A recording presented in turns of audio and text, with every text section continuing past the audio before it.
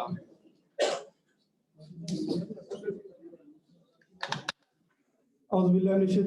बिस्मिल्लाहिर्रहमानिर्रहीम। सबका दोस्तों का शुक्रिया, बड़ी ज़बरदस्त माशाल्लाह पार्टिसिपेशन की। तो चैम्बर की हिस्ट्री में कम इवेंट्स होते हैं जो हमारे फॉर्मर प्रेसिडेंट बैठे हैं, आमिर अजीज साहब फॉर्मर एसपी बैठे हैं और अनवर असलम साहब ये सेकंड करेंगे इस बात को। तो बेसिकली चैम्बर का मकसद यही होता है कि जी अपने बिजनेस कम्युनिटी को हम अपडेट करें कि कैसे बेहतर बिजनेस मैनेजमेंट कर सकते हैं, कैसे अपने बिजनेस की मैनेजमेंट को, कंट्रोल्स को बेहतर किया जा सकता है। सेशन स्टार्ट करने से पहले मैं रिक्वेस्ट करूंगा तिलावत के लिए आप तिलावत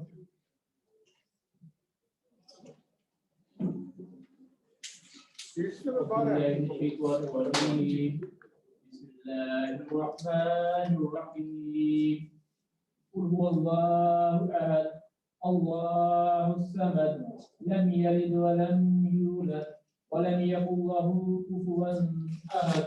सदक़ल्लाहुल अज़ीम। जज़ाकल्लाह। यार इस चेयर जरा कुछ ऐड करा है। सबसे रिक्वेस्ट है जी कि एक दफा दुरूद पढ़ लें दिल में। अल्लाहुम्मा सल्ली अला मुहम्मद।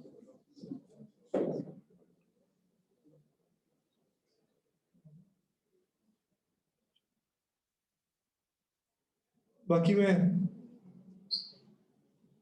सिजाद मुगल साहब का इंट्रोडक्शन करवा दूंगा। सिजाद साहब जी बड़े ही रिनाउंड मोटिवेशनल स्पीकर ट्रेनर है जो बड़ी लीडिंग पाकिस्तान की फर्म्स को कंसल्टेंसी और ट्रेनिंग देते रहते हैं और यूएस एड के साथ भी इंगेज रहे हैं बड़ी अरसा देर तक। तो सिजाद साहब की कॉन्टैक्ट डिटेल्स भी यहाँ पे मिल जाएंगी। तो बाकी आज के सेशन के बारे में सिजाद साहब बेहतर गाइड कर देंगे कि क्या सेशन है। Thank you very much. बिस्मिल्लाहिर्रहमानिर्रहीम। अस्सलाम वालेकुम। सबसे पहले तो मैं आप दोस्तों का शुक्रिया अदा कर दूं कि आप लोगों ने अगर GCCI की मैनेजमेंट ने जिस तरह से इस प्रोग्राम को ऑर्गेनाइज किया है और जिस तरह से आपकी पार्टिसिपेशन आई है, तो I am feeling the weight of that participation कि I should give you back something which is valuable for you. कोशिश करूँगा इख्तिसार के साथ अपना तारुफ करवा दूँ। आगाज़ मेरे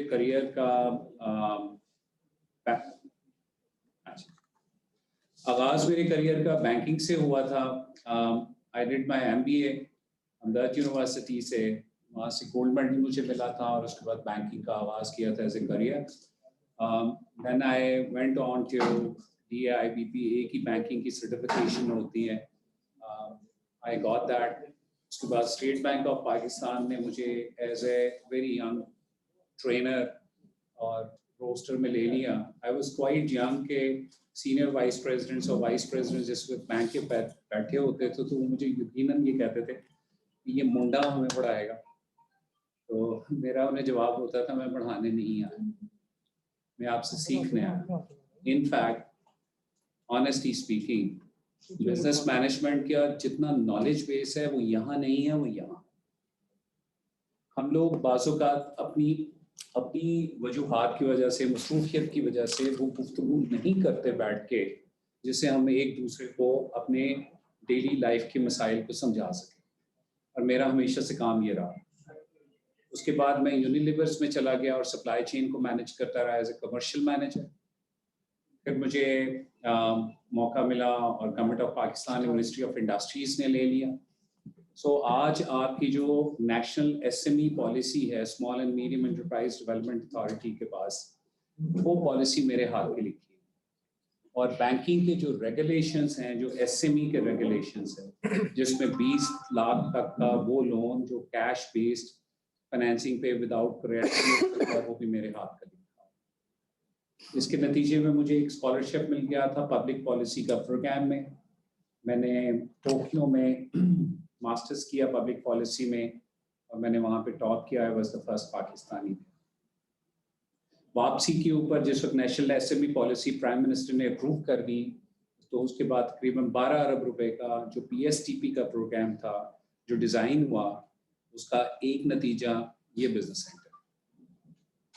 इस बिजनेस सेंटर का PC1 सजाद मुगल का उसमें थोड़ा सा हाथ है और इसकी कंस्ट्रक्शन।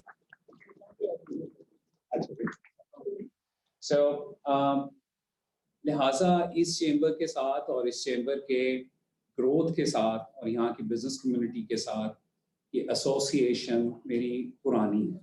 आपके यहाँ पे मोल्ड एंड डाई सेंटर और सेंटर फॉर एक्सीलेंस भी था यहाँ पे, और यूईटी का एक ब्रांच को यहाँ पे लेके आने में भी मैंने थोड़ा सा कंट्रीब्यूशन किया था, बिकॉज आई थॉट कि एंटरप्रेन्योरियल स्पिरिट्स जो यहाँ पे इस शहर में नजर आती है वो मुश्किल से पाकिस्तान के दूसरे शहरों में नजर आती है। अगर मैं मैग्नेट ऑफ एसएमईज कहूँ तो मैग्नेट ऑफ एसएमईज मुझे इस शहर में नजर आता है, जहाँ पे प्रोडक्शन नजर आती है, जहाँ पे मुझे रिटेल नजर आती है, जहाँ पे सप्लाई चेन नजर आती है। So a lot of respect to all of you. लिहाजा मैं आपको बिल्कुल पढ़ाने नहीं आया, मैं आपसे गुफ्तगू करने आया हूँ। कुछ मसाइल को हाईलाइट करूंगा जो डे इन डे आउट हम फेस करते हैं एज ए बिजनेस। फिर जिस वक्त गवर्नमेंट ऑफ पाकिस्तान से फिर मुझे यूएसएड ने ले लिया। I was a senior advisor, 10 साल वहाँ पे काम किया। तो इस सिलसिले में एसएमईज का फार्म्स प्रोजेक्ट, मैंगो की एक्सपोर्ट, और जो हमारे सेंट्रलाइज्ड सर्विस सेंटर्स हैं उसकी इस्टेब्लिशमेंट, एनर्जी में बहुत सारा काम किया है इसके अलावा मैंने। तो देन 2016 एक अजीब साल था, क्योंकि अमेरिका के इलेक्शंस हुए, उसके नतीजे के अंदर जो एडमिनिस्ट्रेशन चेंज हुई तो पाकिस्तान उनकी फेवरेट लिस्ट में से निकल गया। तो यूएसएड की फंडिंग खत्म। तो बजाय इसके कि मैं वहीं पे बैठा रहता और इंतजार करता कोई नेक्स्ट फंडिंग का, आई ऑप्टेड आउट और मैंने बिजनेस शुरू किया। इस बिजनेस में आपने मेरे तारुफ में 3 बिजनेसेस देखे हैं इन लेस देन 3 इयर्स। मेरे एक बिजनेस का टर्नओवर तकरीबन $20 मिलियन था, और आई थॉट कि सारी जिंदगी जो काम किया है, risk management, business management, growth management, strategic development, private sector development, तो उसको करके दिखाए ना। लोग कहेंगे बाजी यार तो तुझे किताब कुछ नहीं है, तो लोगों ने नसीहत ना करी जाते हैं। तो then it was a proof of pudding कि बाकी ऐसा हो सकता है, नहीं हो सकता है। And Allah has been very very kind on me कि I got the right people who teamed up with me। मेरे आज 3 businesses हैं, बिल्कुल 3 different directions में काम कर रहे हैं, 3 different sectors में काम कर रहे हैं, but they are performing very very well। एक एनिमल जेनेटिक्स है, अगर आपको पता हो, कैटल्स ब्रीडिंग के लिए बहुत जरूरी है, हमारी 12% का जीडीपी उसमें। So I own the largest company in Pakistan। Chemical tradings में है, आपके यहाँ पे बहुत सारे दोस्त इसी शहर में हैं जो मेरे क्लाइंट भी हैं, लेकिन वो प्रोडक्शन के साथ B2B अरेंजमेंट है, उसका टर्नओवर तकरीबन $20 मिलियन का एनुअलाइज्ड। ये सब कुछ कैसे हुआ, किस तरह हुआ, और उसकी ग्रोथ के पैरामीटर्स क्या हैं, ये कुछ अपने एक्सपीरियंसेस आपके शेयर करूंगा। लेकिन मेरे अपने एक्सपीरियंस शेयर करने के बजाय मेरे लिए ज्यादा खूबसूरत बात ये होगी कि अब चूंकि हम सब बैठे हुए हैं तो हम अपने एक्सपीरियंसेस शेयर करें कि वो क्रिटिकल फेल्यूर पॉइंट्स क्या है। मेरा आप लोगों से सवाल ये है, अपने शहर में देखिए, आपके शहर में बहुत बड़े नाम आए और वो तीसरी जनरेशन पे वो कॉर्पोरेट ट्रांसफर नहीं हो सके। क्या चीज की कमी थी कि एक जनरेशन से दूसरी जनरेशन पे वो बिजनेस पास हुआ और तीसरी जनरेशन पे खत्म हुआ? ऐसा क्यों हुआ? इसका मतलब ये है कि इस शहर को फिर से वही वाली मेहनत करनी पड़ेगी उन लोगों को, दोबारा से वैसा एक बिजनेस खड़ा करने के लिए। फिर एक जनरेशन अपना सारा जिंदगी गुजार देगी, और उसके बाद हमें इस बात की कोई गारंटी नहीं है कि तीसरी जनरेशन 100 साल की उम्र की कंपनीज किधर है, क्यों नहीं? 75 साल की उम्र की कंपनीज किधर है और कितनी? 50 साल की उम्र की कंपनीज कितनी है? इससे कतई नजर कि वो प्रोप्राइटरी कंसर्न है, वो पार्टनरशिप है, वो प्राइवेट लिमिटेड कंपनी है या पब्लिक लिमिटेड बिजनेसेस। हम ये सोच के चलाते हैं कि ये नस्लों का कारोबार है। अपने इर्द गिर्द देखिए, जिनकी हम डिस्ट्रीब्यूटर बनते हैं जिन कंपनीज के, और जिनके हम फ्रेंचाइज होल्डर्स बनते हैं, उन कंपनीज की उम्रें 100 साल से ऊपर है। अगर वो कर सकते हैं तो हम भी कर सकते हैं। करेक्ट जी? जी बिल्कुल। अगर ये मेरा इख्तिसार के साथ तारुफ था तो अब मैं अपने दोस्त से कहूँगा कि जी प्रेजेंटेशन जरा शुरू कीजिए। सो व्हाट हैज चेंज्ड, क्या तब्दीली आ गई? अगर इजाजत हो तो मैं खड़ा हो सकता हूँ? जी बिल्कुल खड़ा। इससे ऐसे भी करना है। मैं कहूँ we are already short of chairs. जी मेरी चेयर ले सकते हैं आप प्लीज। मेरी आपकी चेयर सब रखें।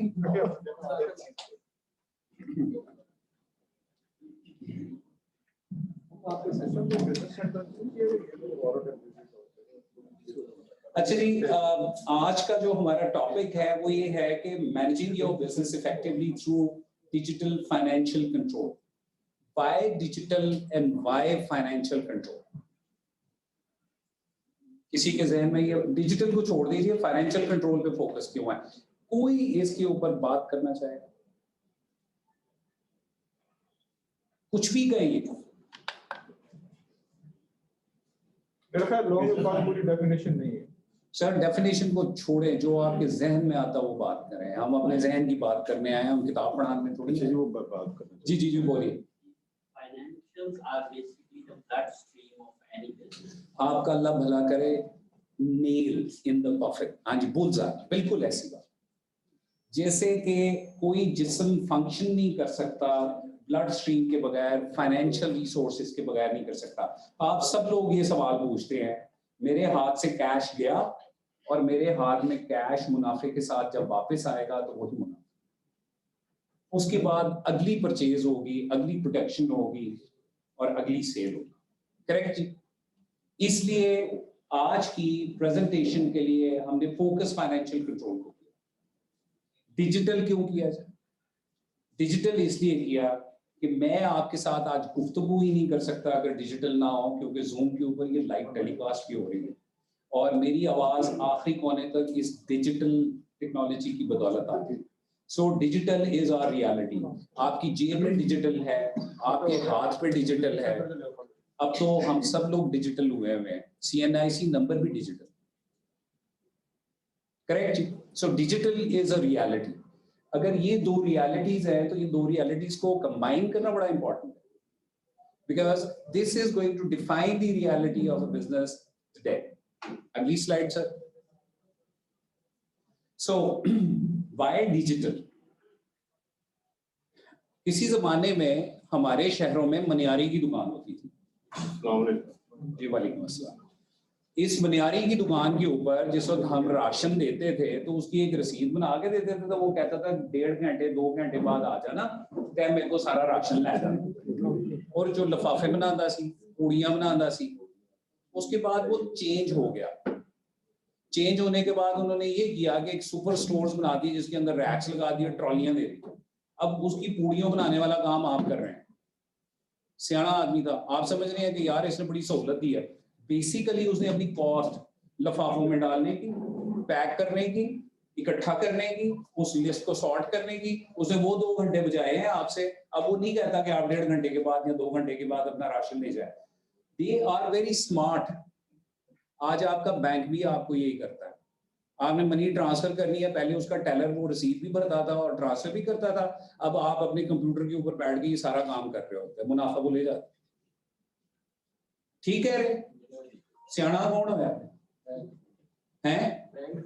उसका कैश टेलर पहले 25 ट्रांजैक्शन करता था उसी काउंटर से। जिस वक्त मैं बैंक में था उन्होंने कहा 40 ट्रांजैक्शन से ज्यादा वाउचर हो जाए तो आप एक स्टाफ और ले लें।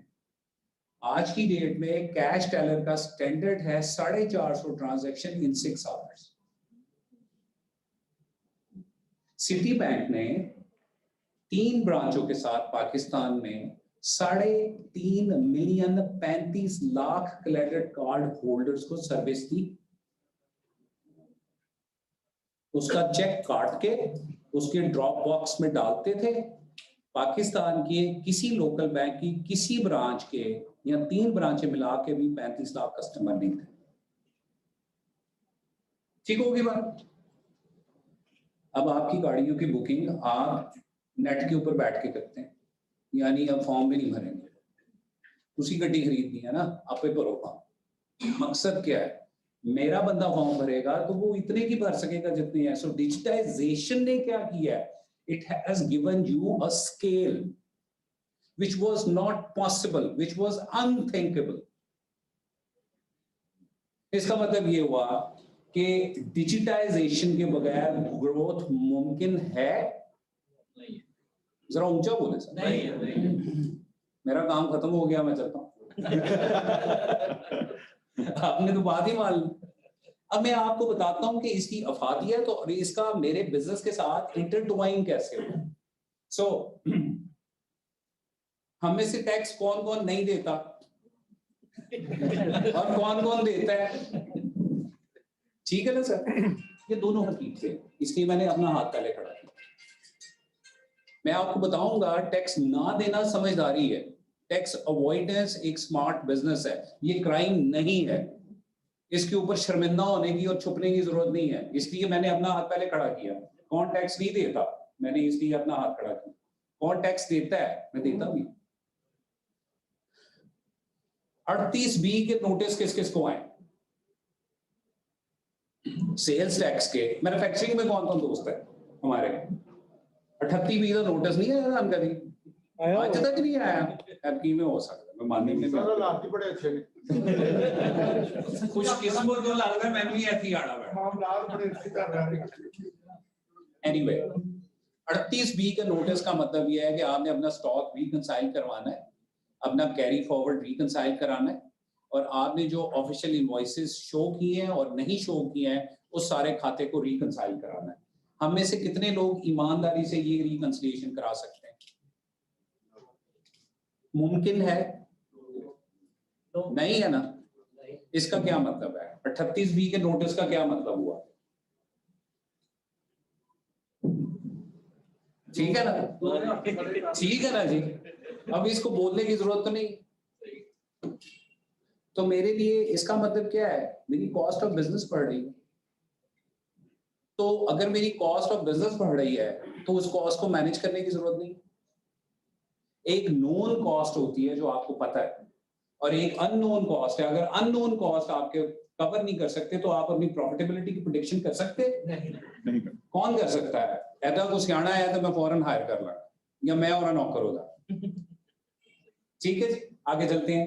Accuracy for decision making. नहीं, आप नहीं आगे चलते, मैं आगे चलता हूं। Accuracy for decision making. So इसका मतलब ये हुआ स्केल पॉसिबल नहीं है, टैक्स प्लानिंग पॉसिबल नहीं है, और ये एक खास साइज के बाद अगर आप मिनिमम टैक्स रिजीम में नहीं है, आप टर्नओवर टैक्स रिजीम में नहीं है, तो फिर तो आप पूरे को पूरे फंसे हो। किस किस के पास सेल्स टैक्स का रजिस्ट्रेशन नंबर है? सो आप और मैं एक ही कश्ती के सवार हैं, अल्लाह हम पे रहम फरमाए। ठीक है ना जी? एनटीएल नंबर किन किन के पास? आप फिर भी बचे हो, लेकिन आप यहाँ मिनिमम टैक्स रिजीम में आएंगे या टर्नओवर टैक्स रिजीम में आएंगे, और आप और मैं तो फुल टैक्स रिजीम में आएंगे। ठीक है जी, ये बात तय है ना जी? इसका मतलब है कि उसके साथ भी कॉस्ट एसोसिएटेड है। लॉ ये कहता है कि 17% जो आपने लेना है, या एडिशनल अनरजिस्टर्ड की सेल का 3% जो देना है, आपने अपने कंज्यूमर से रिकवर करना है। करेक्ट? अगर आपकी सप्लाई चेन में इंपोर्ट शामिल है और लोकल परचेज शामिल है, तो यहाँ कॉस्ट आप एब्जॉर्ब करेंगे या पास ऑन करेंगे। यही हकीकत है। ऐसे ही है। आपको कौन ये बताएगा कि जनाब कितने पैसे जमा हो गए हुए? मैं अंदाज लेना ਤੁਹਾਡੇ ਕੋਲ ਕਿਸੇ ਦੇ ਕੋਲ ਜਿਹਦੇ ਕੋਲ ਕੱਚਾ ਖਾਤਾ ਪਿਆ ਹੈ, ਉਹ ਮੈਨੂੰ टैक्स ਦੀ रिकंसिलिएशन ਦਾ खातादार। अगर वो नहीं दिखा सकता तो इसका मतलब है digital is absolute necessity. There is no way around it. Agreed जी? इस बात पे हम सारे के सारे एग्री कर रहे हैं? मुनासिब बात है या गैर मुनासिब बात? ओवरसेल तो नहीं कर रहा। Next see growth, large revenues, risk control और डेटा सिक्योरिटी। ये 4 मेजर इश्यूज हैं। लिहाजा मैंने अगर स्केल ग्रो करना, बस मेरे पास प्रोडक्ट है, और याद रखिए सरमाया कभी भी प्रॉब्लम नहीं होता अगर आपके पास बिकने वाली प्रोडक्ट है। आपके इसी शहर में 50 दोस्त ऐसे होंगे, आपके पास प्रोडक्ट मौजूद है, तो वो आपके साथ को इन्वेस्ट करने के लिए तैयार हो जाएंगे। The moment you tell them you can sell it and can recover cash. दोबारा से सुनिए, if you can sell it and can recover, e commerce पे जितनी सेल्स होती है उसमें कैश गारंटीड है या नहीं है? थ्रू डिस्ट्रीब्यूटर और रिटेलर जितनी सेल होती है उसमें कैश गारंटीड है? अल्लाह ताला भला करे। तो डिजिटल मेरा दोस्त हुआ या ना हुआ?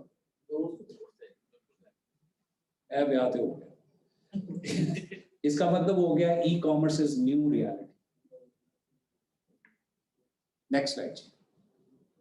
So what I am saying is कि जिस वक्त मैं स्केल और ग्रोथ की बात करता हूं तो स्केल एंड ग्रोथ के साथ मुझे कुछ बेसिक इंफॉर्मेशन चाहिए। मुझे कॉस्टिंग चाहिए, मुझे स्टॉक्स की पोजीशन चाहिए ताकि मैं लाइव देख सकूं, मुझे इन्वेंटरी टर्नओवर चाहिए, मुझे investments block in slow stockable unit चाहिए। बाजू कहते हैं, बाजू का ये होता है अगर स्टॉक पड़ा होता है उसकी वैल्यू बैलेंस शीट पे आ रही होती है, वो चीज ही मूव नहीं कर रही होती। अगर वो चीज मूव नहीं कर रही है तो वो इन्वेस्टमेंट, उसको मेरे दादा ने कहते हैं डेड इन्वेस्टमेंट का की फायदा, जरा तू इधर आना। तो वो भी कुछ 6-8 महीने के बाद धोती पहन के जाते थे गोदाम में, कहते चलो कटो इन्हों सारे। आपके पास 6 महीने होते हैं तो फाइंड आउट सिर्फ इतनी बात कि मेरा डेड स्टॉक की। कौन बताएगा आपको? क्या कच्चे खाते के ऊपर आपका जो इन्वेंटरी और आपका स्टॉक्स मेंटेन किया हुआ है आप उससे ये बात निकाल सकते हैं? मुमकिन है। अगर आपकी 15 प्रोडक्ट्स है तो तब भी मुमकिन है, उसके साथ रॉ मटेरियल्स हैं तब मुमकिन है। कौन सी प्रोडक्शन है जो कम से कम 30 रॉ मटेरियल से चल सकती हो? मुमकिन है। आप स्लाइड में आप डाटा सिक्योरिटी आप मिस कर गए। मैं अच्छा वापस जाइए जी। जो बाद में रखा डाटा सिक्योरिटी का इशू बड़ा सादा सलूशन है, इसलिए मैंने उसे टच नहीं किया, लेकिन इसका जवाब टच कर रहा हूं। सलूशन मेरे पास डाटा सिक्योरिटी, एक तो प्रोप्राइटरी इंफॉर्मेशन है, मेरी रेसिपीज है, मेरी सोर्सिंग है, मेरी कंपोजिशन है, मेरी प्रोडक्शन का स्टाइल है। मैं अगर सिंपल ट्रेड और रिटेल कर रहा हूं तो मैंने किससे खरीदा है, कितने में खरीदा है, मेरे डिस्काउंट्स क्या है, राइट? ये सारी प्रोप्राइटरी इंफॉर्मेशन है। अगर कोई ले जाए तो काफी है ना, ऐसे नहीं मुंडा तोड़ी था अगले का। क्यों जी? हंस रहे हो मुझे? उन्होंने तोड़े होना ना।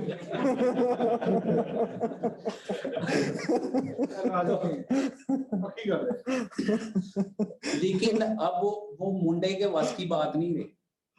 अब मुंडा तोड़ना ਤੁਹਾਡਾ मसला हल नहीं होना, क्योंकि चीजें डिजिटाइज हो रही है और एक्यूरेसी की तरफ से। ये डाटा सिक्योरिटी है। एफबीआर ਦਾ छापा है, सब तो पहले की कर ਦਿਓ? दौड़ने पीछे ही करिए, पतली करी तो निकलने हैं।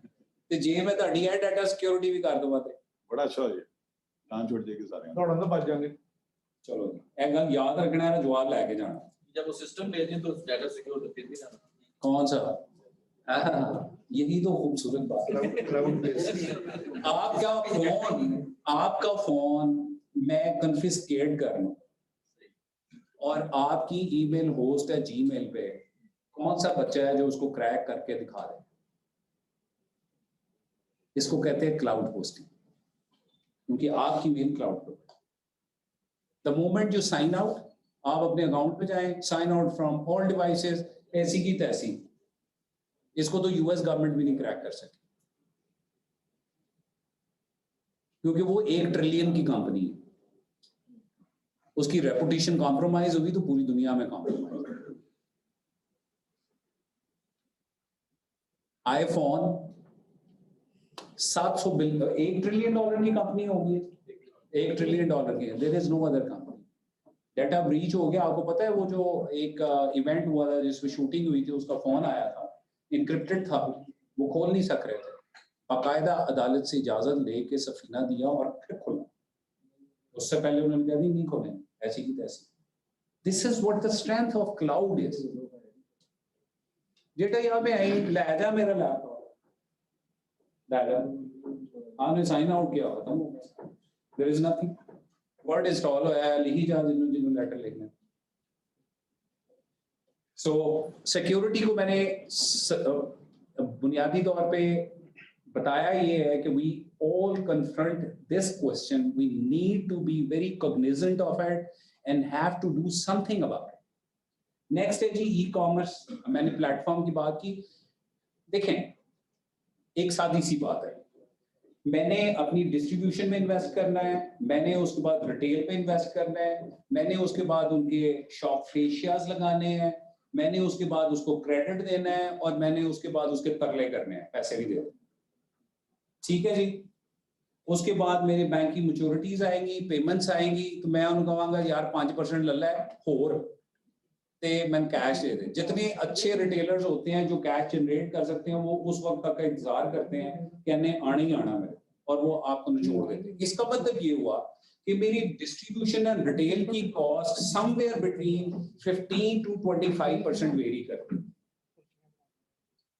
लोग ई कॉमर्स प्लेटफॉर्म्स पे इसलिए जा रहे हैं कि ये कॉस्ट स्क्वीज होके 5 से 7% के दरमियान में आ जाता है, और cash flow as we all know कि प्रेडिक्टेबल है। तो मुझे अब क्या हुआ, पहले वाली बात हो गई ना, मेरी प्रिसाइज कॉस्टिंग का पता चल गया। अब प्रिसाइज कॉस्टिंग का पता चल गया, मेरे लिए स्केल पॉसिबल। मैं आपको अभी नंबर दिखाऊंगा कि ई कॉमर्स का नंबर पाकिस्तान में क्या है, आप परेशान हो जाएंगे। आगे चलिए सर। सो ये आपको इसमें मुझे और मजीद बात करने की तो जरूरत नहीं है। Scale means growth.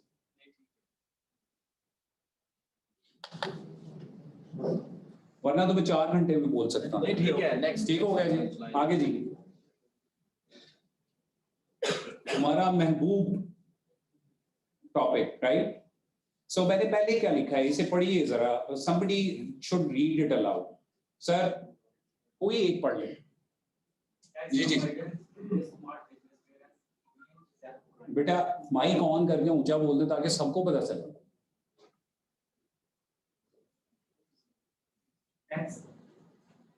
ठीक है बोलो। Tax avoidance is a smart business, whereas evasion is a crime. Correct. क्या कह रहा हूं मैं? टैक्स को अवॉइड करना स्मार्ट बिजनेस है, और इवेशन क्राइम है कि अगर आप देते नहीं है तो वो क्राइम है। उसको हैंडल कैसे सो करते हैं, उसकी ये तमाम टैक्स की छूट अगर मौजूद है टैक्स लॉ में, उन तमाम छूटों को एक आदमी इस्तेमाल करके कोई टैक्स जमा नहीं कराता और अवेल कर लेता है, तो इसको स्मार्ट बिजनेस कहते हैं, और ये करना चाहिए। ठीक हो गया जी। इसीलिए हम एमनेस्टीज को अवेल कर लेते हैं, उसको हम क्राइम नहीं समझते, because that is a law. ये डिस्टिंक्शन जब आपके दिमाग में आ जाएगी तो मुझे ये पता चला, tax saving by proper tax planning varying in SMEs जो वेरी करती है, वो 70% से लेके 40% तक की रेंज में। उसको ये पता ही नहीं है कि मैंने जो टोकन टैक्स दिया हुआ है उसके ऊपर भी विदहोल्डिंग टैक्स है, मैं उसके क्लेम कर सकता हूं, मैं अपने बिजली बिल के ऊपर क्लेम कर सकता हूं, मैंने जो परचेजेस की हुई है उसको इनपुट आउटपुट में ले सकता हूं। मैं अगर अपनी एफपीआर से इंपोर्ट कर रहा हूं अपने रॉ मटेरियल्स की, तो मैं उनसे ये इजाजत ले सकता हूं, एक टिक बॉक्स करवा सकता हूं कि जनाबे आली मुझे पहले जो प्रीपेड सेल्स टैक्स और इनकम टैक्स है उसमें एडजस्टमेंट की इजाजत दें before I draw more money. इसका मतलब क्या है, 17% आपने सेल्स टैक्स देना है, 4% 2% मिनिमम है जी इनकम टैक्स इंपोर्ट के ऊपर, और going go up to 6%, right. 5.5% तो इंडस्ट्री पे मौजूद है। 17 जमा चले 20% तो देना पड़ेगा हार्ड कैश। ये हार्ड कैश निकलेगा वर्किंग कैपिटल में से निकला, वर्किंग कैपिटल में से निकला। और अगर मैं उसकी इनपुट आउटपुट की एडजस्टमेंट ले सकता हूं और स्मार्ट कैलकुलेशन कर सकता हूं, तो 20% वर्किंग कैपिटल दोबारा रिटेन कर लिया, किसी से जाके या तो मांगेंगे या मुनाफे पे ले गए, या किसी से उधार उठाएंगे उसको भी मुनाफा देंगे, या बैंक से लोन लेंगे उसको भी पैसे हैं। अब आपको समझ में आया, ये सिर्फ टैक्स तक नहीं रहता, इट इज इंटरकनेक्टेड। अगली बात क्या है जी, मैं 38B पे पहली बात कर चुका हूं, कैरी फॉरवर्ड स्टॉक रिकंसिलिएशन। सबसे बड़ा मसला यही होता है, यहीं पे मारते हैं। एक नोटिस की कॉस्ट है 7 लाख रुपया, 6 लाख रुपया स्केल के ऊपर। कौन सा ऐसा बिजनेस है जो प्रॉफिटेबल है और जो अपने घर पे और गाड़ी चला रहा है उसका 1 करोड़ रुपए का टर्नओवर नहीं? मुझे जवाब देने की जरूरत नहीं है, मुमकिन ही नहीं है, वरना मार्जिन इतने हैं ही नहीं। नेट मार्जिन को कैलकुलेट करेंगे तो वो वेरी करते हैं 5-7% के दरमियान, 5 से 60% के दरमियान की। आप अपने लाइफस्टाइल के साथ मल्टीप्लाई करके रिवर्स कैलकुलेशन कर लीजिए, 1 करोड़ रुपए से नीचे के टर्नओवर पे पॉसिबिलिटी नहीं। अगर ये नहीं है तो फिर आपको कैरी फॉरवर्ड स्टॉक और जीएसटी की रिकंसिलिएशन देनी पड़े, वरना कहीं ना कहीं मारे जाएंगे। जिस वक्त मारे जाएंगे तो लंबे शकने में, तो why not to plan. So इसीलिए मैंने आगे से लिखा है कि progressive taxation versus minimum tax registration. So ये टैक्स प्लानिंग एक प्रॉपर सब्जेक्ट है जिसके साथ बैठ के काम करने की जरूरत है, लेकिन उसके लिए आपके लिए क्रेडिबल डेटा तो हो, आपको वो कहां से आएगा? किताबा लेके दौड़ लानी है। आगे चलिए। सो educated decision making and growth planning का मतलब यह है कि मैं कैश टू कैश के साइकिल की बात कर रहा हूं और इन बिटवीन जितने प्रोसेसेस है उस सारे को मैं टैप करूंगा। लिहाजा इन बिटवीन प्रोसेस क्या है? मैंने कैश दिया, रॉ मटेरियल खरीदा या सेल के लिए माल खरीदा, उसके बाद अपने रिटेल या डिस्ट्रीब्यूशन नेटवर्क में फीड किया या मैंने प्रोसेस किया, उसके बाद प्रोसेस करने के बाद फिनिश इन्वेंटरी में, फिनिश इन्वेंटरी से आगे सेल की तरफ, करेक्ट जी। उसके बाद मेरे पास कैश आएगा। इस दौरान के अंदर टैक्सेशन भी होगी, इस दौरान के अंदर फाइनेंशियल चार्जेस भी होंगे, इस दौरान के अंदर बैंकिंग चार्जेस भी होंगे। तो कैश टू कैश की बात करें, प्रॉब्लम क्या होता है? आप बैंक को जाकर कहते हैं जनाबे अली मुझे ना जरा 3 से 4 करोड़ रुपए चाहिए। उनका अच्छा जी, आपका टैक्स रिकॉर्ड तो बताता है कि आप तो 5 लाख की टर्नओवर वाले हैं। वो कहता वो तान ते पता ही है कि हो गया। कहता अच्छा चलो तो किसी और तरह दस दो। वो और तरह बताने का भी तरीका नहीं है। इस वक्त आपका काइबर प्लस 1.5 के ऊपर, और जिन लोगों ने टर्फ लिया है उनको 3% के ऊपर फाइनेंसिंग हुई है 10 साल की। 3% की फाइनेंसिंग का मतलब ये है कि आपने अगर लैंड लेके उसके ऊपर फैक्ट्री बनाई है और 10 साल में आपने कोई ग्रोथ नहीं की तो आपकी फैक्ट्री की कीमत 3 गुना हो जानी है, आपका रिटर्न वैसे मिल जाना। करेक्ट? फाइनेंशियल प्लानिंग कहाँ है? आप कितने लोगों को टर्फ का पता है? नहीं पता।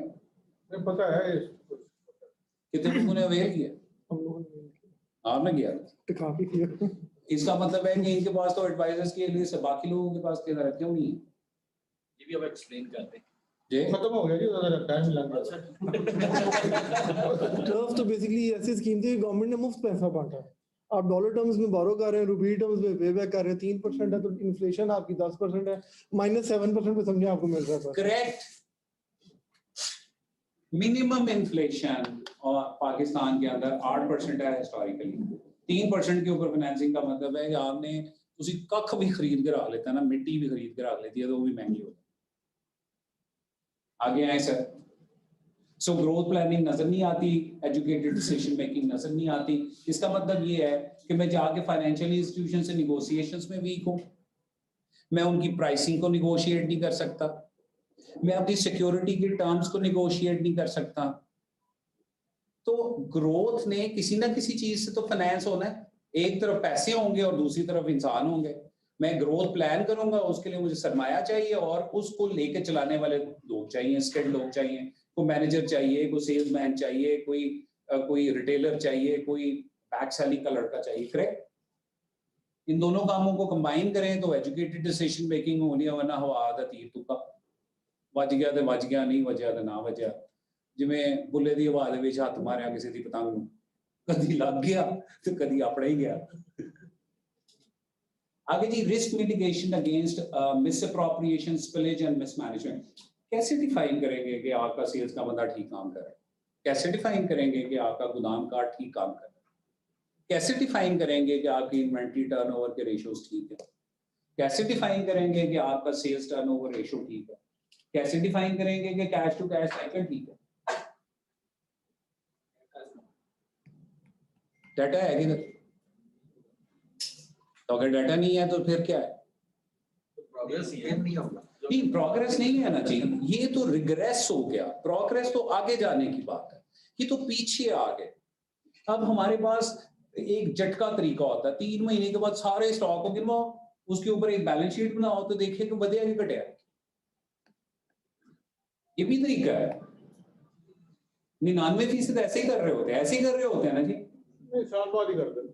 अच्छा, साल बाद? ओ माशाल्लाह। ते जे गोदाम का साइज माशाल्लाह है ना ते साइज का हो गया तो फिर कितने साल बाद होएगा? फिर तो बोतरे ही आके कराएगा।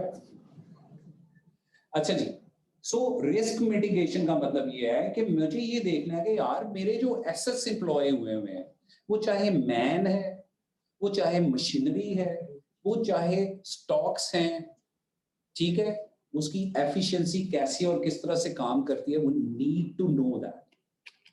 मैं उसको डिफाइन कर सकूं, मैं सेल्स को डिफाइन कर सकूं कि यार 90 डेज का क्रेडिट था तो एवरेज नंबर ऑफ डेज अगर 110 दिन आए हैं और मेरा ये फलाना वाला सेल्स एजेंट है, उसके नाम की जितनी सेल और उसकी क्लाइंट है वो पता सामने आ जाएगी, तो मैं 3 महीने के बाद उसके सामने नंबर्स रखूंगा तो मुझे निकालने की जरूरत नहीं पड़ेगी और इस्तीफा आप ही आ जाएगा। ठीक है रोना जी, इसका मतलब क्या हुआ, मेरे पैसे बचे, मेरा कंट्रोल बचा। एस तो पहले आपका पहला होता है कि पहले पेमेंट डिले होती है और उसके बाद आपके पैसे डूबते। डिले के टाइम पे आपको पता नहीं चला, बाद जो पता चला कि दुकान बेच के हो गया, फिर वो हो गया कि ऐसी पीछे पीछे करेक्ट।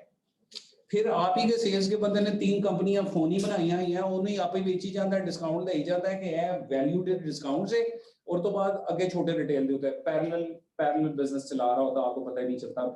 मैं आपको 6 बिजनेसेस बताता हूँ ऐसे जिनमें ऐसा हुआ, और उन दोस्तों के पास जाके मैंने कहा यार आप सोए हुए थे, हेलो,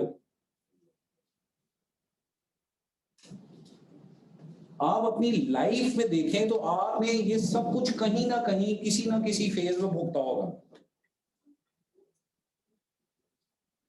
आपका क्लाइंट बैठ गया होगा नॉन रिकवरेबल में, मेरे अब्बा जी ने तो 5% लेके दिखाया, कहते पुत्र है सदका जारी है, जारी रहेगी, इसको तू एलिमिनेट नहीं कर सकता कि तूने पाकिस्तान में काम करना। ठीक हो गया सर, चले 5% की कॉस्टिंग डाली जा सकती है, क्या मैं इसको स्ट्राइव कर सकता हूँ इस 5% को 3% पे ले आऊं? और अगर मेरे 1 बिलियन का टर्नओवर है, जो बड़ी बात नहीं है, इस शहर के बहुत सारे लोग हैं, मेरा ख्याल है आधे से ज्यादा एंटरप्रेन्योर्स बैठे होंगे जिनका इतना सालाना टर्नओवर, इसका मतलब 3 करोड़ रुपए है, इसका मतलब नई लैंड क्रूजर है। ठीक कह रहा हूँ गलत कह रहा हूँ? ठीक है, मर्जी है, किसी और को गिफ्ट करनी है कर रहे हैं, मैं हाजिर हूं फिर। अच्छा जी आगे चले, अभी तक कौन कौन बोर हो रहा है? नहीं कोई बोल नहीं हो रहा, सही बात कर रहे हैं। अच्छा लैंड यूजर की गल की तो वाह ये तो जहन से बड़े खुश हुए। अच्छा जी आगे आइए, अब ये है स्केल। मैंने पिछले साल प्रेसिडेंट साहब के साथ टेलकोस का एक प्रेसिडेंट हाउस में इवेंट हुआ था, so financial market development and growth, telcos के थ्रू यानी ई पैसा जैज वगैरह के साथ 218 अरब रुपए का कारोबार हुआ है हर साल।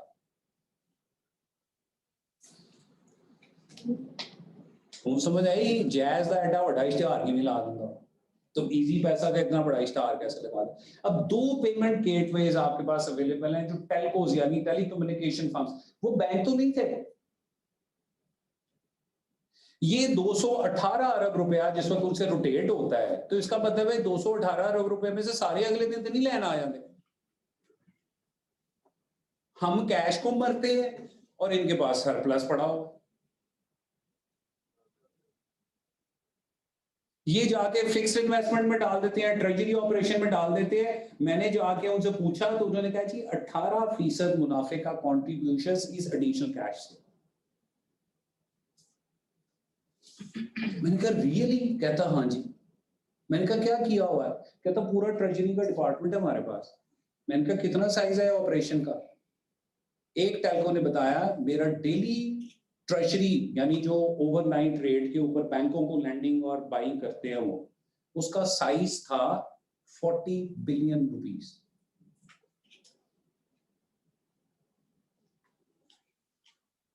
कहता बस वो बच्चे 6 बिठाए हुए हैं, उनको हम 10% कमीशन दे देते हैं, वो ट्रेजरी का ऑपरेशन करते हैं, तो हमारे टोटल प्रॉफिट का 18% ROI सिर्फ इससे है। मैंने कहा तुम्हारा रिटर्न कितना है? कहता ओवर 100।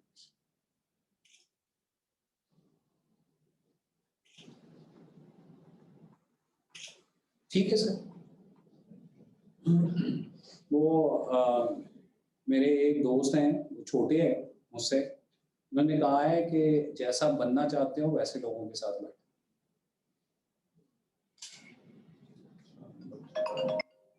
जी, सो आगे अगली रियलिटी देख लीजिए, प्लेटफॉर्म्स जिनकी अपनी एक प्रोडक्ट नहीं है।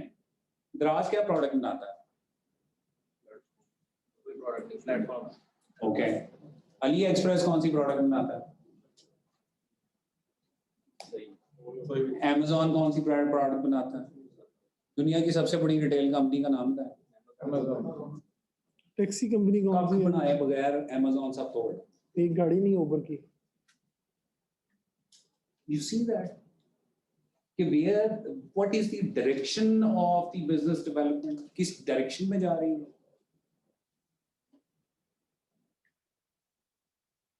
ਅਸੀਂ आज ਦੀ कड़क ही हुए जा रहे हैं। हम अपनी प्रोडक्ट डेवलपमेंट आज दी कड़क है। आगे क्या करना है? सो आगे क्या करना है, अब ये बात शुरू होती है। System for decision support system जिसको कहते हैं हम, डिजिटल डिसीजन सपोर्ट सिस्टम, इसको DDS अगर आप गूगल करेंगे तो इतनी इंफॉर्मेशन आपको मिल जाएगी कि शायद आप खुद PhD हो जाए, 3-4 दिन पढ़ ले। सो मैंने उसमें से सिंप्लीफाई करने की कोशिश की कि लेट्स सिंप्लीफाई। कॉम्प्लिकेट चीज तो बहुत आसान बात कर। आसान बात यह है कि मैनेजमेंट को इंफॉर्मेशन चाहिए होती है, इसको मैनेजमेंट इंफॉर्मेशन सिस्टम कहते हैं। लिहाजा परेशान नहीं होगा। MIS की है। MIS ये है कि यार मेरे आज के ओवरड्यू कितने क्लाइंट्स हैं उसकी शीट आपके सामने हो, मेरे स्टॉक स्लो मूविंग कितने हैं वो एक पेज के ऊपर आपके सामने हो, मेरी पेमेंट्स ड्यू किनकी हुई है वो आपके सामने हो। ठीक है जी, अगर कोई लॉस मेकिंग आपकी प्रोडक्ट है तो वो शीट आपके सामने। अगर ये 4 चीजें आपके सामने हो तो आपकी MIS मुकम्मल है। राइट? कोई आपके लिए कर दे या खुद करवा ले। अगली बात है decision support system. Decision support system का मतलब यह है कि मुझे सेल्स वाले को बिठाना पड़ेगा, फाइनेंस वाले को बिठाना पड़ेगा, मुझे प्रोडक्शन वाले को बिठाना पड़ेगा। ठीक है जी, और मुझे उसके बाद शायद किसी स्टेज के ऊपर लॉयर को भी साथ बिठाना पड़े जैसे रिकवरी के इश्यूज आ रहे हैं। करेक्ट? तो ये डिसीजन सपोर्ट सिस्टम होता है कि ये इंफॉर्मेशन तो आ गई, इसके ऊपर एक्शन कौन लेगा, रिस्पॉन्सिबिलिटी कौन देगा। वो आप जिस वक्त चलाते हैं तो वो ग्रुप डिसीजन सपोर्ट सिस्टम में चला जाता है जिसमें एक से ज्यादा लोग इसमें हो जाते हैं। एग्जीक्यूटिव सपोर्ट सिस्टम ये है कि मालिक को कौन कौन बताए। सारे आके हवाई बातें ना करें। आपको एक बंदा एक तरफ मुंशी साहब एक पासे कह रहे होते हैं, गोदाम वाला एक पासे की गल कर रहा होता है, सेल्स वाला एक और बात कर रहा होता है, दूसरी बैठे होंगे यार मैं की करा। ये गल सही है, सच्ची गल की दी। ठीक बात है ना जी। मेरे पास अगर मेरी MIS जो नंबर्स के ऊपर बेस्ड है, एक्यूरेट डेटा मुझे बता रही है, मेरे अकाउंट से एक्सट्रैक्ट करके दे रही है, तो अब मैं डिसीजन कर सकता हूँ उसकी बेसिस के ऊपर मशावरत के बाद। नबी सल्लल्लाहु अलैहि वसल्लम की हदीस मुबारक है कि 2 लोग कभी नाकाम नहीं होते।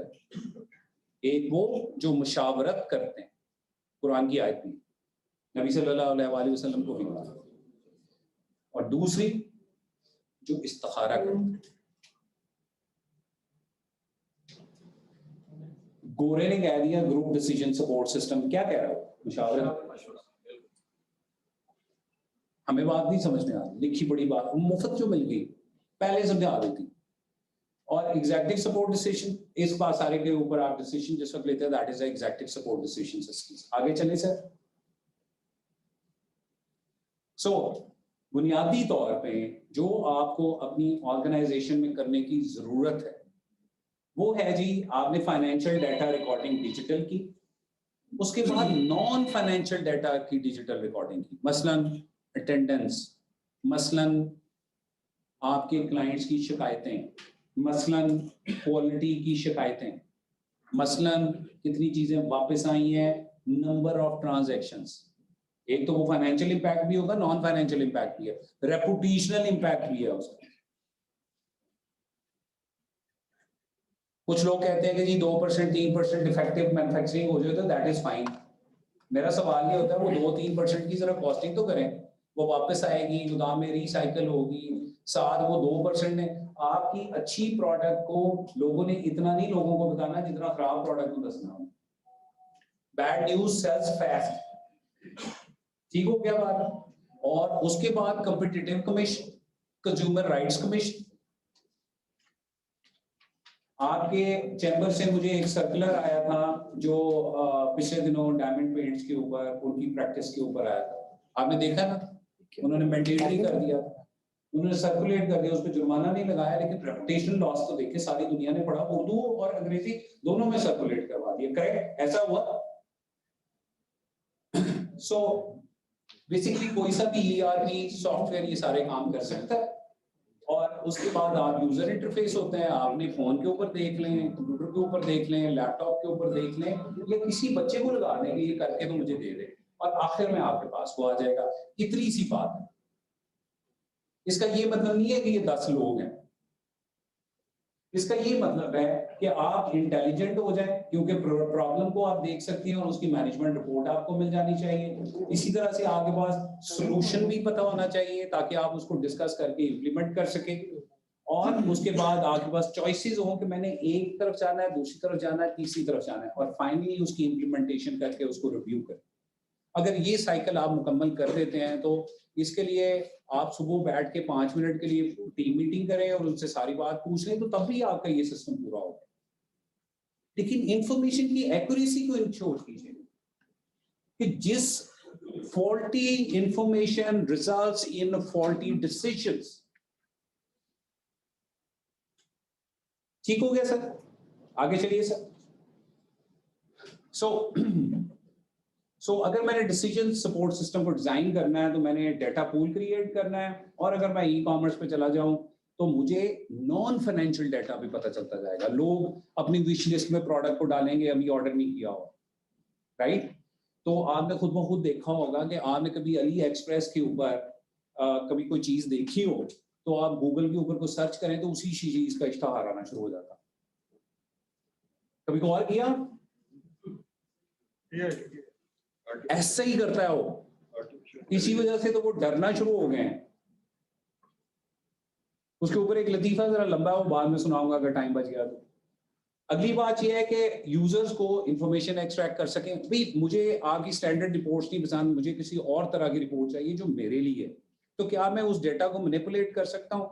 क्या मैं एक्सेल शीटों में डालूं और एक्सेल शीट वाले बेचारे ने मैट्रिक किताब कोई नहीं, तो एक्सेल शीट किवें चलाएगा? ਉਹਦੇ ਨਾਲ ਫਾਰਮੂਲਾ ਗਲਤ ਪਾ ਦੇਵੇ ਤੇ ਫਿਰ ਉਹੀ ਕੰਮ ਹੋ ਜਾਣਾ ਜੋ ਸਾਡੇ ਨਾਲ ਹੁੰਦਾ ਹੈ। अगली बात, अलाउ डेटा माइनिंग, आप उसमें से जाके देख सके। मैं जिस वक्त यूनिलेवर्स में था तो हमने 2 काम किए थे। हमने पहली दफा डालडा के डब्बे को सॉफ्ट पाउच में लेके आए थे, दैट वाज अ फर्स्ट। हम उसको कहते हैं प्रेशर टेस्ट। हम जब भी किसी नई पैकिंग को, किसी इनोवेशन को लेते थे तो हमने रहीम यार खान की एक तहसील ढूंढी और हमने तमाम टिन डब्बे के कैंस की एंट्री उस इलाके में बंद कर फॉर 6 months कि अगर कैन अवेलेबल ना हो तो क्या कंज्यूमर स्विच करता पाउच पैक पे? गेस व्हाट, इतनी सी एक्सरसाइज करने का नतीजा ये हुआ है कि आज पॉली बैग में तेल और घी ज्यादा बिकता है टिन के डब्बे से।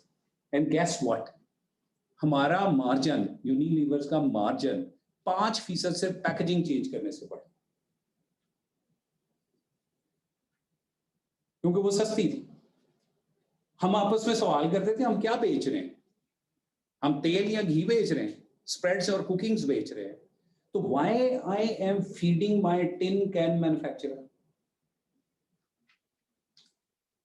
सो पॉलीओल्फिन्स की थिन लेयर की मशीन, एक मशीन हमने इंग्लैंड से मंगवाई, दूसरी मशीन 2 सुपरवाइजर्स को बिठाया, उन्होंने बना दी पाउच बैग की वो बनी बनाई प्रिंटिंग के साथ, सिर्फ लेबल के रोल मंगवाते थे, वहीं पे प्रिंटिंग, वहीं पे पैकेजिंग, वहीं पे आउट, टिन साफ ही हो।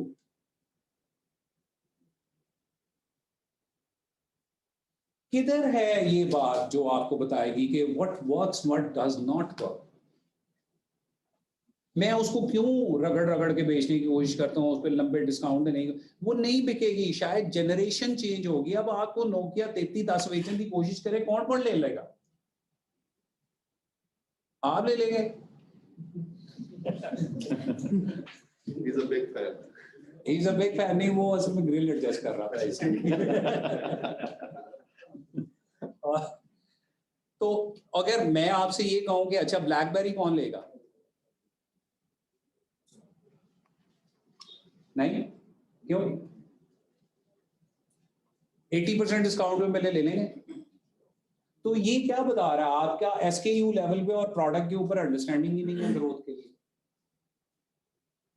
बेसिक डाटा ही नहीं है। अगर मेरी एक पूरे पुश के बावजूद ग्रोथ डिक्लाइन कर रही है तो SKU को हमने किल करना है। मैं आपको एग्जांपल देता हूँ। यूनिलीवर्स में हमने 2 चीजों की एक्विजिशन की। हमने पोलका खरीदी। पोलका किस किस को याद है? फंटास्टिक, पता चल गया मेरे एज ग्रुप वाले कौन है।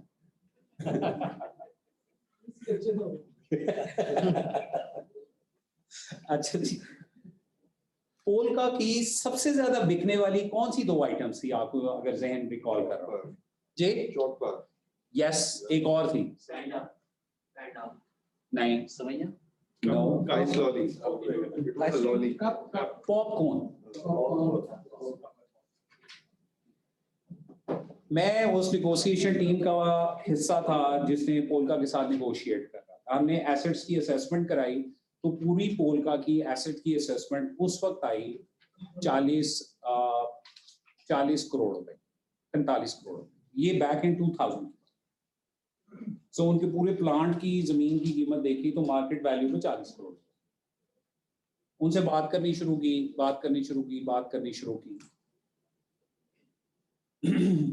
125 करोड़ रुपए में तय हुई थी। सिर्फ उस पोलका के फूल की कीमत थी, बिकॉज यूनिलीवर्स उल्टा भी खड़ा हो जाता तो पोलका को बीट नहीं कर सक रहा था, गली गली महल्ले से, और ब्रांड था घर। आप जरा चेक कर लीजिए 2000 की, उस वक्त भी सन 2000 में गर्मियों में ईद आई थी। हमने लाहौर के अंदर जहां पोलका का फ्रीजर पड़ा था वहां पे वॉल्स का फ्रीजर साथ जाके रख दिया free. Total cost of this merchandising 4.5 crore रुपए बनी। पोलका उससे पहले बेचने पे तैयार नहीं था। लाहौर की उस एक एक्टिविटी के नतीजे में Polka was ready just after Eid to sell. 125 अरब रुपए की खरीदी। सबसे पहला काम क्या किया, बाय दिसंबर 2000 पॉपकॉर्न खत्म होगी पोलका की और चौकबार खत्म होगी और वो फूल खत्म कर दिया। 125 अरब रुपए को उठा के टॉयलेट में ड्रेन कर दिया। पूछे क्यों? सर 125 करोड़ जी 125 करोड़, 1 अरब और 25 करोड़ को हमने दिसंबर में 6 महीने में ड्रेन कर दिया, सारा का सारा प्लांट। पूछे वजह क्या है? फ्रीजर्स थे, उसके ऊपर नए स्टिकर्स लगाए, वो सारे के सारे स्टिकर्स बन के वॉल्स के बन गए। पॉपकॉर्न की जगह कॉर्नेटो आई। पॉपकॉर्न उस वक्त मिलती थी मेरा ख्याल है 8 रुपए की कि 7 रुपए की, और कॉर्नेटो हमने सेल करना शुरू की थी 16 रुपए। बड़ा गर्म पीता आगे आगे आगे कहानी सुनिए, आई एग्री विद आगे आगे आगे आगे कहानी सुनिए। ये कारोबार की बात है, ब्रांड की बात है, ब्रांड की स्ट्रेंथ की बात है। आप उसे एग्री और डिसएग्री कर सकते हैं, यहाँ पे ये सवाल हो ही नहीं रहा। उसके बाद चौकोबार किल कर दी और उसकी जगह क्या आई? यस। और उसके बाद क्या डाला? फीस्ट के बाद हमने मैग्नम। चौकोबार पॉपकॉर्न से भी सस्ती थी, वो उससे 3 गुना कीमत पे थी। अगले दिसंबर तक जो यूनिलीवर्स ने कमाया वो 200 करोड़।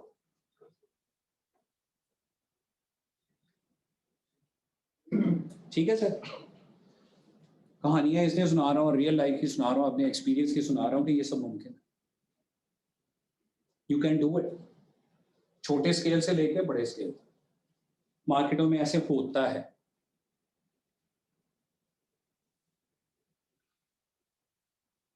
लिहाजा ये डिसीजन सपोर्ट सिस्टम आपको हेल्प करता है। हमने सक्सेसफुली, अब दूसरी ग्रोथ की बात कर लेते हैं। ये तो थी ना एक कंपैटिटर की एक्टिविटी की, ग्रोथ की बात। सनसिल्क का शैम्पू बेचने जाते थे तो बोतल में ही जाता था, हर एक के बाय करने की ऑप्शन ही नहीं थी, राइट। 30 ml में साशे लॉन्च किया पहली दफा, जो पान की दुकान तक चला गया। आज आप अपने घर में किसी काम करने वाले की भी पूछे, उसके भी बाल झड़ हुए हो, ये इतनी सक्सेसफुल है, इसमें तो जुल्म नहीं किया जी, नहीं यार तो जुआ मरिया जी। आगे चले जी। सो आप ग्रोथ की डायमेंशंस है, आपको बाजू का कंपेटिटर के साथ चलना पड़ता है, कभी आपको अपनी ग्रोथ दिखानी पड़ती है किसी और। What you need is basically, सारे को अगर मैं कल्मिनेट करूं, इस सारे को इकट्ठा करूं, समेटूं इस सारी बहस को, तो what you need is a cloud based financial system. Cloud base के ऊपर आप किसी को बहाम तो नहीं है, क्यों क्लाउड बेस्ड चाहिए? ताकि खाते बढ़ के दौड़ ना लगे, उम्र भी ऐसी है, उनको दौड़ लगती है। It provides security and keeps all financial records off site. Virtual है सब कुछ, off site है। A control over financial matters from anywhere, कहीं से लॉग इन कर ले जहाँ पे इंटरनेट का कनेक्शन मौजूद। ये है सिक्योर्ड है ये क्लाउड में? सर encrypted है, absolutely। अगली बात, सिस्टम को अब सिर्फ अकाउंटिंग तक नहीं देखना पड़ेगा। गुफ्तगू ये हुई, रिसोर्स प्लानिंग की जरूरत है ना जी। मेरे पास जितने असासे हैं जो बिजनेस में लगे हुए हैं, उस सारे को मुझे देखना पड़ेगा। मुझे अपनी ह्यूमन रिसोर्स को देखना पड़ेगा, फाइनेंशियल रिसोर्स को देखना पड़ेगा, मुझे ब्रांड रिसोर्स को देखना पड़ेगा। अपनी साख भी तो एक रिसोर्स है, उसको भी देखना। वो बाज़ औक़ात साख किसी ब्रांड का नाम नहीं होती, आपकी जुबान होती है। हाजी इब्राहिम साहब ने कह देता है एनजी होना है, सो हाजी इब्राहिम ब्रांड है मार्केट का, उसको अंडरमाइन ना कीजिए। ये बहुत बड़ी ताकत है। आपका बहुत सारा सरमाया सिर्फ हाजी साहब की अपनी रेपुटेशन की वजह से आपको मिल जाता है। ठीक है, वो ये गलत कह रहा है। मैं सारे लोगों को मिसाल दिया करता हूँ, मैं ये कहता हूं कि सिर्फ एक चीज बताएं अगर एक बिजनेस को चलाने के लिए चाहिए, तो वो क्या है? एक चीज, रेपुटेशन, बंदा और उसकी रेपुटेशन, दैट्स इट। मेरे अब्बा जी सड़क के ऊपर टेबल रख लें तो वो कहीं पे भी प्रोडक्शन कर सकते हैं ₹1 के सरमाए के बगैर। ये इतनी बड़ी ताकत, और ये आप सब लोग जान। आपने कभी उसको गेज किया है कि इसकी वैल्यू क्या है? इसकी वैल्यू का एक तरीका ये है कि आप अपने ना जो वेंडर्स हैं उनसे पूछें यार कितने का माल छूटेगा, सारे को लेना शुरू करो, उसका टोटल करके देखें तो आपको ये पता चलेगा यार मेरी नेटवर्थ से ज्यादा के तो 10 गुना लोग तो मुझे देने के लिए तैयार बैठे। ये है रेपुटेशन, आपने अंडरमाइन किया हो। कभी कैलकुलेशन का हिस्सा ही नहीं बनाया। आपको किसी बैंक के पास, फाइनेंशियल इंस्टीट्यूशन के पास है, किधर है वो record? How would you measure that? लिहाजा अकाउंटिंग रिकॉर्ड से आगे जाना पड़ेगा। अकाउंटिंग रिकॉर्ड का दूसरा प्रॉब्लम ये है, वो एट कॉस्ट चीजों को चार्ज करता है, अपॉर्चुनिटी पे चार्ज नहीं करता। पिछले 6 महीनों में प्राइसेस के साथ क्या हुआ है? जिसके पास जो रॉ मटेरियल था वो उसकी प्राइस में एवरेज एप्रिसिएशन 15 से 20% की है। अकाउंटिंग रिकॉर्ड तो आपको जिस प्राइस पे परचेज किया हुआ है मजबूरी है, क्योंकि अकाउंटिंग कहती है यही, उसी पे रखना पड़ेगा। करेक्ट? सो आपको आगे चलें जी। सो अकाउंटिंग डेटा से आगे जाना है। इसका मतलब क्या है? सो इसका मतलब है इंप्रूव डिसीजन मेकिंग है। इसका मतलब है integration with the members of the value chain, यानी आपकी पूरी टीम उस रिकॉर्ड को इकट्ठे एक ही चीज को देख रहे हैं और समझ रहे हैं। इसका मतलब यू है कि रिटर्न ऑन इन्वेस्टमेंट मेरा बेहतर हो गया है। इसका मतलब ये है कि क्लाउड स्टोरेज यानी मुझे टेंशन कोई नहीं है। इसका मतलब स्केलेबिलिटी है, मैं अपना स्केल बढ़ा कर सकता हूं और मैं आगे लेके चल सकता हूं। इसका मतलब है I am more efficient, I can do more transaction in a shortest possible time and a minimal available financial resources. इसके ऊपर किसी का डिसएग्रीमेंट है? जी, सारी बातें किताबी थी या रियलिटी पे बेस्ड है? कोई किताबी बात की है? मैंने कोई किताब पढ़ाने की कोशिश की है आपको? आगे चले जी। कुछ मेरी इन्वॉल्वमेंट है वो ऊपर ही अकाउंटेंट का लगा हुआ है। That's a recommended solution, local बना हुआ है, क्लाउड बेस्ड है। ईआरपी पे प्रॉब्लम क्या है? हम जिस वक्त ईआरपी की बात करते हैं ना, हमें सैप आके, हमें ऑरेकल आके और बाकी सारे आके हमें मार्केटिंग करते हैं। वो शुरू करते हैं 30 लाख रुपए से जी शुरू होगा। 10 बंदे आपके अगले 6 महीने से डाटा डालते रहेंगे, उसके बाद अगली 12 से 18 महीने तक वो उस डाटा को ट्रेन होते रहेंगे। फिर आपने हर लाइसेंस के ऊपर $450 देना है पर मंथ का। तो बंदा जिस वक्त बाहर निकलता है वो कहता है कि यार मैं केड़ी दुनिया च आ गया, यहाँ तो मैं मरीज पे बैठा हूँ, क्या हो गया मेरे साथ। ये भूल जाते हैं। मैं आपसे फिर गुजारिश करने लगा हूँ, और जरा इस बात को ध्यान से गौर से सुनिए, किसी अमेरिकन बेस्ड ERP को आपने नहीं खरीदना अगर आपका सालाना टर्नओवर $25 मिलियन से कम है। कैलकुलेटर में कितने बनते हैं रुपए यार ये? पाक रुपीस का लाख रुपीस पाक 4 रुपीस से 5 अरब। जी, 4 से 5 अरब रुपए, 3 अरब 75 करोड़ रुपए ट्रॉफी आपकी होना। सो सर 3 अरब 75 करोड़ से नीचे का सरमाया अगर आपका इन्वॉल्व है और रेवेन्यू इन्वॉल्व है तो आपको उस ERP की जरूरत ही नहीं। आपने अपना बिजनेस चलाना है, आपने ERP नहीं चलाना, याद रखें। आपको वो ERP और उसका सोल्यूशन चाहिए जो 2 या 3 लोगों से चल सके। जितने बंदे आगे, एक मुंशी होता है, एक गोदाम का मुंडा होता है, तो एक नाल राइडर भी होता है ना, कैश भी इकट्ठा करता है, नाल आगे रिकॉर्डिंग भी करता है, ऐसे तो नहीं होता है। तो कोई ERP ऐसे चल सकता है तो उसको ढूंढ लें। सो लाइसेंसिंग और रिटेंशन फी जो है उसकी कम होनी चाहिए भी, मेरे को मुनासिब जो पैसे लो। और अगर आपकी एफिशिएंसी आ जाए कि आप 4 अकाउंटेंट की बजाय 3 अकाउंटेंट से काम करें तो अपना खर्चा तो आप काट देता है ERP, करेक्ट। सो कस्टमाइजेशन हो सकती है या नहीं हो सकती है उसमें? आप जरा जो हाई एंड ERP है उनसे जरा कस्टमाइजेशन की बात तो सुने, करें। वो आपकी रिपोर्ट कस्टमाइज नहीं करने के नहीं, बाकी बातें तो लहदा सी। 18 बंदे डाटा पॉपुलेट करेंगे और दोबारा है समझ नहीं आया जो कटा की। सो data security and divorce clause. Divorce clause क्या जरूरी है कि मैं अगर इस ERP को इस्तेमाल नहीं करता तो उसके बाद मेरे डाटा के साथ क्या होगा, ये भी तो मुमकिन हो सकता है। आपका बिजनेस ग्रो करता करता करता करता उस थ्रेशोल्ड पे पहुंच गया है कि आपको जो लोकल ERP है आप सूट नहीं करता, तो अब आपको माइग्रेट करना है नेक्स्ट लेवल के ऊपर, फिर क्या करें? सो ये डिवोर्स क्लॉज को डिस्कस करना बड़ा जरूरी है कि उस डाटा क्या वो क्लीन हो जाएगा, डिलीट कर दिया जाएगा, हमें उसको डाउनलोड करने की उसकी बेसिक बैलेंस शीट और उसके लेजर्स डाउनलोड करने की इजाजत मिलेगी या नहीं मिलेगी, और कितना अर्सा तक ये available. So divorce clause is very important. आगे चलें। ये 8 चीजें हर सूरत उसमें होनी चाहिए। ये कंपोनेंट्स नहीं है तो आप ERP मत खरीदें। आपको इस प्रेजेंटेशन की PDF फाइल मैं बना के भेज दूंगा, आपके WhatsApp ग्रुप में चली जाएगी। बात समझ लीजिए, इस परेशानी में ना रहें। मैं यहाँ पे जाने से पहले इनको ईमेल करके जाऊँ। अच्छा, मैं इसमें थोड़ा सा और बता दूं कि हमने ये एक पेपर शेयर किया है।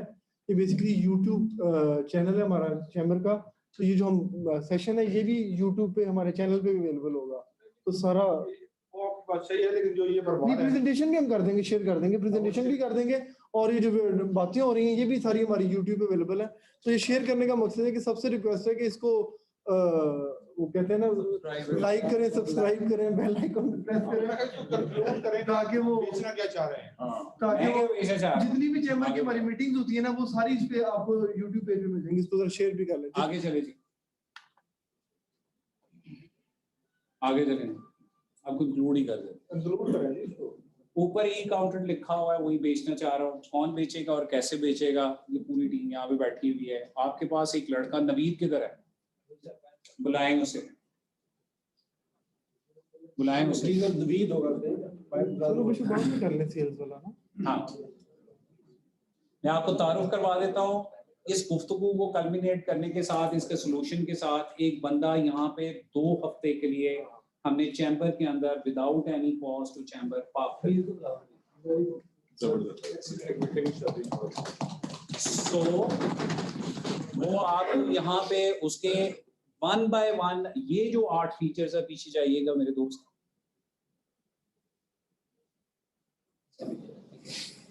इधर आओ यार। ये सारे फीचर उसे बारी बारी देखें, ग्रुप में देखें, अकेले बैठ के देखें, समझें, डेमोज लें। डेमो लें, मतलब चला के दिखाए आपको किसी एक डमी कंपनी के साथ। ये है जी नवीद, ये आपके शहरी का वासी है, जिसको हमने इस पर ट्रेन कर दिया और ये यहीं पे 2 हफ्ते बैठा रहेगा। अपना तारुफ करवाओ यार।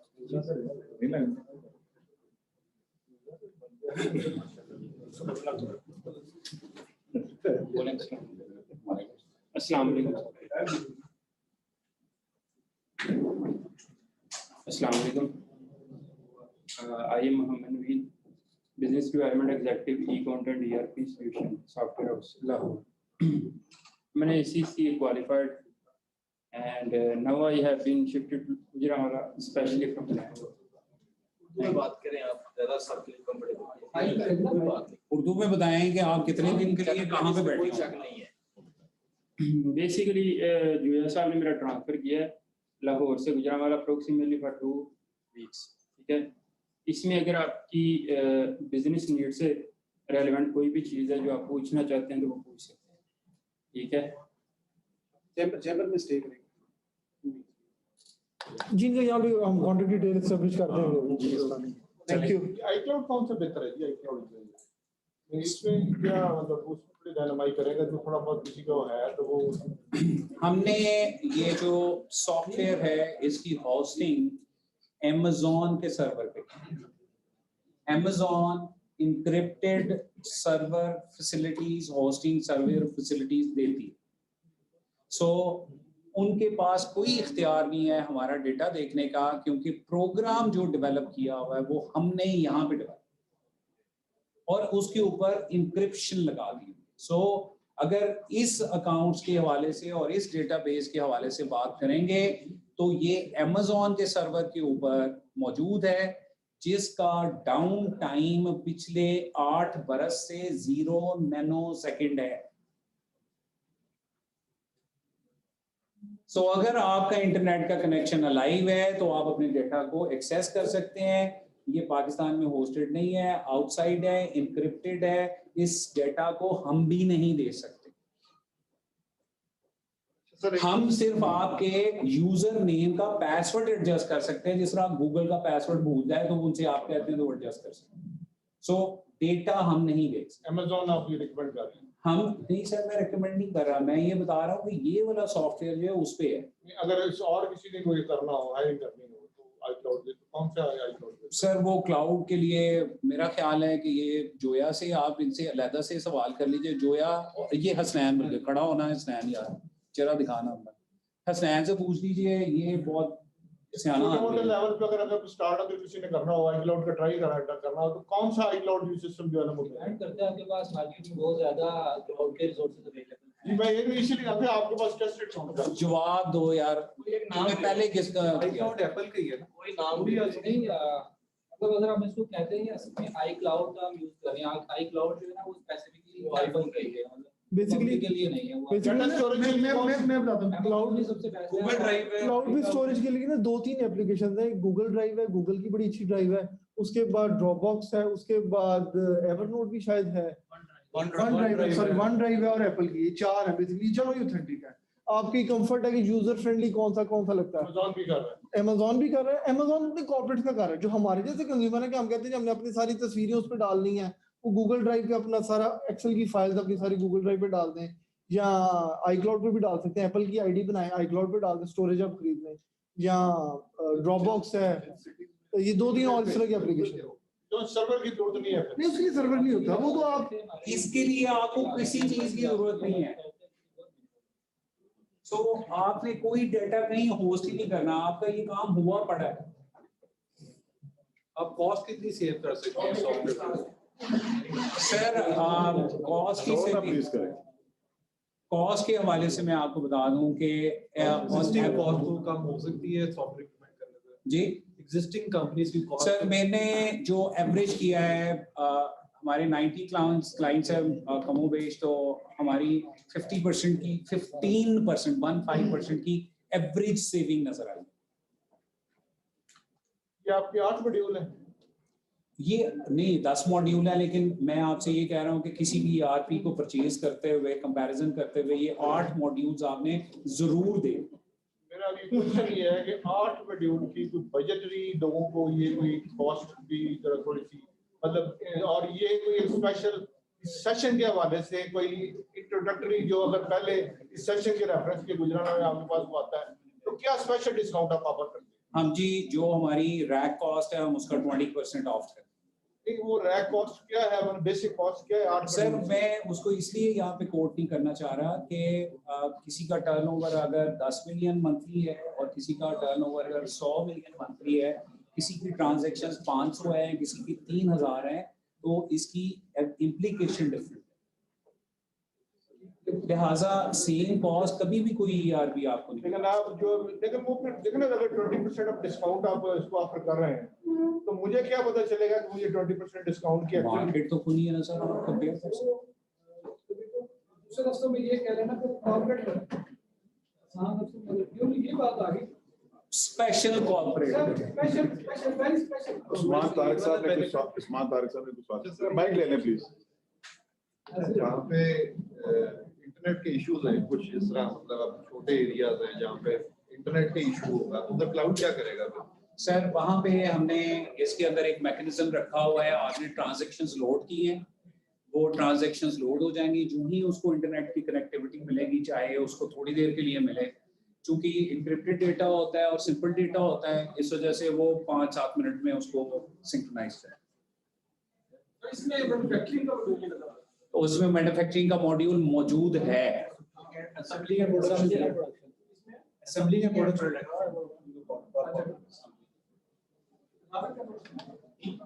सर मैं गुजारिश ही करूंगा कि क्योंकि डेमोन्स्ट्रेशन इतना डिटेल है कि मार्केटिंग पिच प्रॉपर उस तरह से नहीं है। सेपरेट आपके लिए 2 हफ्ते के लिए बंदा ही है।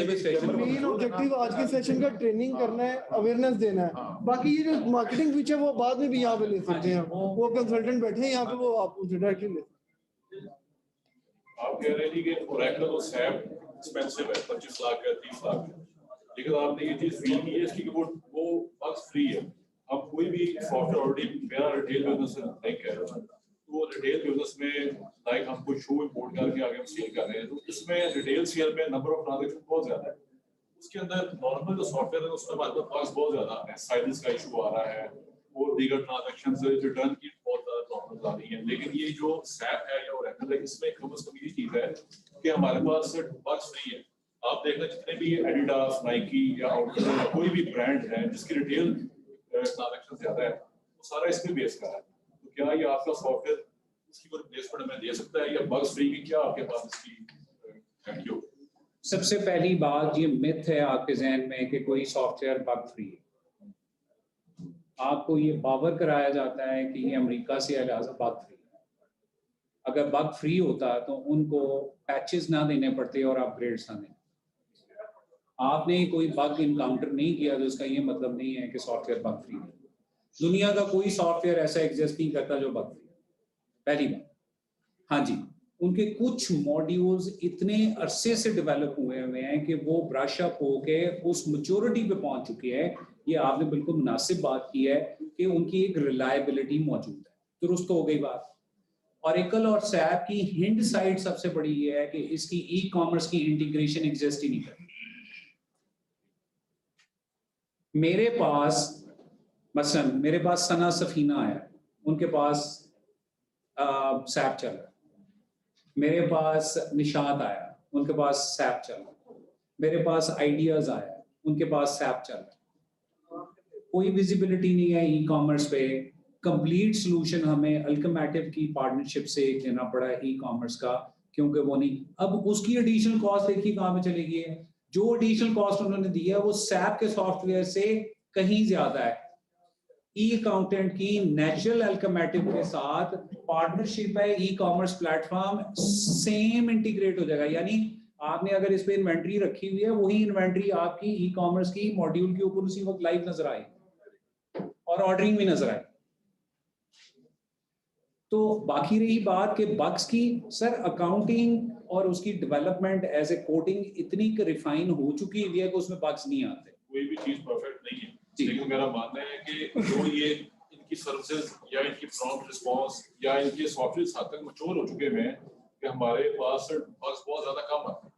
इसमें नहीं है। इसके अकाउंटिंग के मॉड्यूल से लेके basic module sales management, procurement, inventory और असेंबलिंग में बग्स एलिमिनेट हो चुके हैं। बेसिकली सॉफ्टवेयर कोई भी होता है ना, जब तक आपकी मैनेजमेंट की, ओनर्स की अपनी इन्वॉल्वमेंट नहीं है ना उसमें, ये सिंपल सा इसका टर्म यूज होती है, गार्बेज इन गार्बेज आउट। मतलब जितना मर्जी महंगा सॉफ्टवेयर खरीद ले, एसएपी ने आके या ओरेकल ने आके काम नहीं करना, काम फिर भी हम नहीं करना है। अगर हम अपने चेक नहीं कर रहे हैं, देखिए हमारे अपने बच्चे से ज्यादा फर्माबरदार या नेक कौन होता है? अगर हम अपने बच्चे को भी चेक करना छोड़ देंगे ना, तो वो भी खराब हो जाएगा। तो इसी तरह हमारी सेल्स टीम है, इसी तरह हमारा सॉफ्टवेयर है। तो हम अपने सॉफ्टवेयर को अगर इनपुट नहीं देंगे, सही तरह चेक नहीं करेंगे, अपडेट नहीं करेंगे, ये एक ऑनगोइंग एक आपकी है। उनकी क्वेश्चन सर ये था कि आपने क्या इतना रिफॉर्म कर लिया है कि उसमें बग नहीं आएंगे? सर ये जो 10 मॉड्यूल्स आपके सामने पेश किए जा रहे हैं, जो 10 मॉड्यूल्स पेश किए जा रहे हैं, उसके बग्स एलिमिनेट हो चुके हैं। उनकी तैयारी मुकम्मल हुए 3 बरस हो चुके हैं। बहुत अच्छा।